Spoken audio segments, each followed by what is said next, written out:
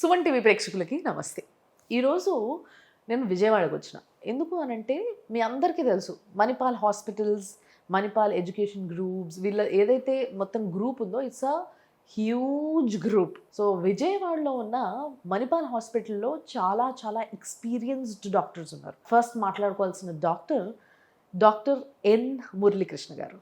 Sir నమస్తే. Suman TV ప్రేక్షకులందరికీ నా శుభాకాంక్షలు. Thank you sir, thank you so much. So firstly sir, I'm very happy that ఒక 30 నుంచి 40 ఏళ్ళ మధ్యలో ఎక్స్పీరియన్స్ మీకు ఉంది ఈ కార్డియాలజీ డిపార్ట్మెంట్లో అనేది. It's good to know sir. అంటే చాలామంది I've seen so many of them patients ఏదైనా కొంచెం పెద్ద ప్రాబ్లం ఉంది హార్ట్ రిలేటెడ్ అనగానే చుట్టుపక్కల నుంచి హైదరాబాద్ రావడం చూస్తూ ఉంటాం మనం. బట్ వాళ్ళందరికీ ఇంత దగ్గరగా ఇంత పెద్ద హాస్పిటల్ ఉంది, అక్కడ ఇంత ఎక్స్పీరియన్స్ డాక్టర్స్ ఉన్నారు అన్న విషయము డెఫినెట్లీ ఇంకొంచెం చెప్పాలి అని అనిపించింది నాకు. సో మీ ఎక్స్పీరియన్స్ గురించి మీరు ఏం చెప్తారు సార్? ఉభయ తెలుగు రాష్ట్రాల్లో మొట్టమొదటిగా చెప్పాలంటే హైదరాబాద్ తర్వాత ఇప్పుడు విజయవాడ. సో ఇది మనం గతంలోకి వెళ్తే కనుక 60s and 70s మీరు అన్నట్టుగా అప్పుడు ప్రపంచ ప్రముఖమైన వైద్య సేవలు అనేవి మనకు అందుబాటులో లేవు. ఏదైనా ఎవరికైనా హార్ట్ అటాక్ వస్తే ఎక్కడో అమెరికా గురించి ఆలోచించేవాళ్ళు. బైపాస్ సర్జరీలు ఇండియాలో కూడా ఇంకా అప్పటికి ఇవాల్వ్ కాలేదు, అప్పుడప్పుడే చేయటం మొదలుపెట్టారు. సో 60-70లో ఎవరికన్నా హార్ట్ అటాక్లు కనుక వచ్చినట్టయితే మీరు డెంటన్ కూలీ పేరు ఉంటారు, ప్రముఖ హార్ట్ సర్జన్ ఆయన దగ్గరికి వెళ్ళేవాళ్ళు. అవును, అది ఎంతమందికి ఎఫోర్డబిలిటీ అనేది మీరు ఊహించవచ్చు. సో ఆ రోజుల్లో అది 60s and 70s and 80s also, early 80s. తర్వాత హైదరాబాద్లో మిడ్ 80s నుంచి Nizam's institute of medical sciences, తర్వాత అపోలో గ్రూపు ఇవన్నీ వచ్చాక చాలా వరకు అభివృద్ధి కనపడింది. అంటే టెక్నాలజీ ట్రాన్స్ఫర్ అనేది మనకి అమెరికాలో జరుగుతున్న ఇక్కడ ఇండియాలో కనుక అవే ప్రొసీజర్స్, అవే సర్జరీస్, అవే ట్రీట్మెంట్ విధానాలు కనుక అమలుపరచాలంటే ఎంతో డిలే ఉండేది. అక్కడ 20 ఏళ్ల క్రితం చేసేది ఇక్కడికి రావాలంటే మనకు అందుబాటులో ఉండాలంటే అంత గ్యాప్ ఉండేది.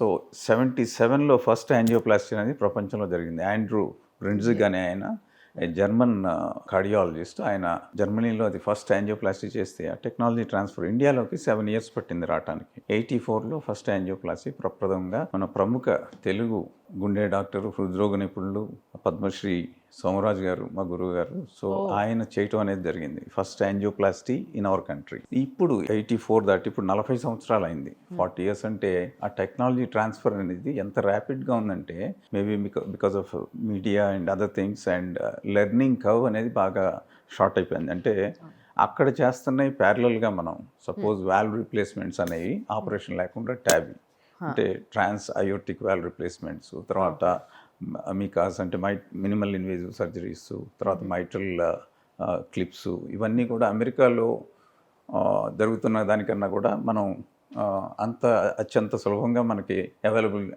అందుబాటులోకి వచ్చినాయి ఈ ప్రొసీజర్స్ అనేది.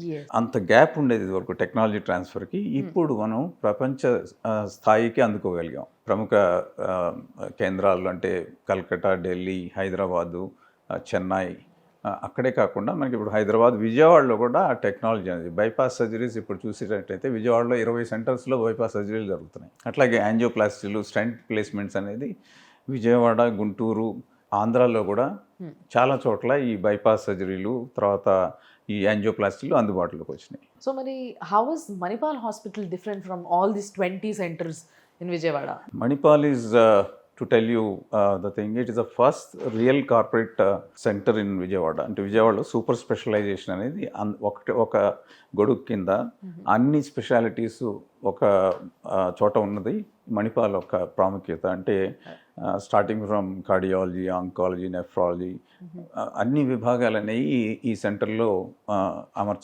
అమర్చడం. అదే కాకుండా state of the art machinery, మనకి ఏదైతే అత్యున్నత ప్రమాణాలతో ఉన్న పరికరాలు మనకి ట్రీట్మెంట్ విధానానికి మనకు కావాలో అవన్నీ కూడా ఈ మణిపాల్ హాస్పిటల్స్ మాకు అందుబాటులోకి తెచ్చినాయి. లైక్ ఫర్ ఎగ్జాంపుల్ మీకు ఐవస్ కావాలన్నా, ఓసిటీ కావాలన్నా, ఇవన్నీ లేటెస్ట్. మీకు కార్డియాలజీ ప్రాక్టీస్ చేయాలంటే కొన్ని ప్రత్యేకమైన పరికరాలు కూడా అవసరం అవుతాయి. అవన్నీ కూడా మాకు అందించడం వల్ల అత్యున్నత స్థాయిలో ప్రమాణాలతో మనం ఈ వైద్యం పేషెంట్స్కి చాలా తక్కువ ధరకి, అంటే కంపేర్ చేస్తే ఇప్పుడు సపోజ్ అమెరికాతో మనం కంపేర్ చేయడం, అక్కడ ఇవన్నీ అందుబాటులో చాలా కష్టం, వాళ్ళకి చాలా ఖర్చు అవుతుంది. అవును. అదే మనకి సామాన్యుడికి కూడా ఇప్పుడు అందుబాటులో యాంజియోప్లాస్టీలు, స్టెంట్లు దొరుకుతున్నాయి. ఫర్ ఎగ్జాంపుల్ ఆరోగ్యశ్రీలో మీకు ఏమీ లేకుండానే వాళ్ళు పేషెంట్ ఈ కార్డు పట్టుకుని వస్తే యాంజియోప్లాస్టీ చేయించుకుని వెళ్ళిపోవచ్చు. హార్ట్ అటాక్ ట్రీట్మెంట్ ఫ్రీగా చేయించుకోవచ్చు. ఓకే. అట్లా అదర్ స్కీమ్స్, ఎంప్లాయీస్కి వేరే స్కీమ్ ఉంది.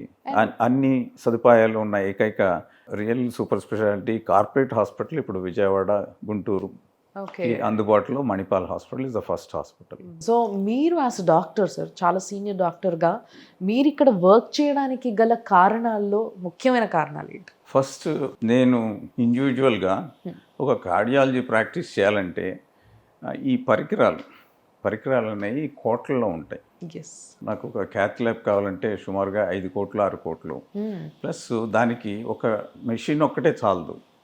దానికి కావాల్సిన స్టాఫ్ అండ్ అదర్ ఇన్ఫ్రాస్ట్రక్చర్ అంటే హోల్ హార్ట్ టీమ్ని బిల్డప్ చేయాలంటే it takes many years and millions of it cost millions of rupees.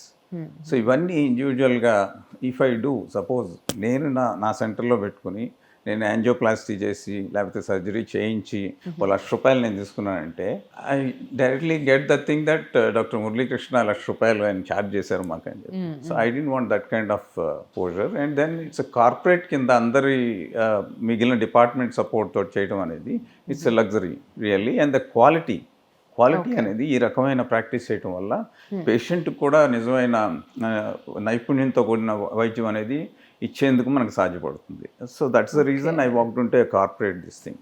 Though I had hospital 50 years back. My father is a first cardiologist in Vijayawada.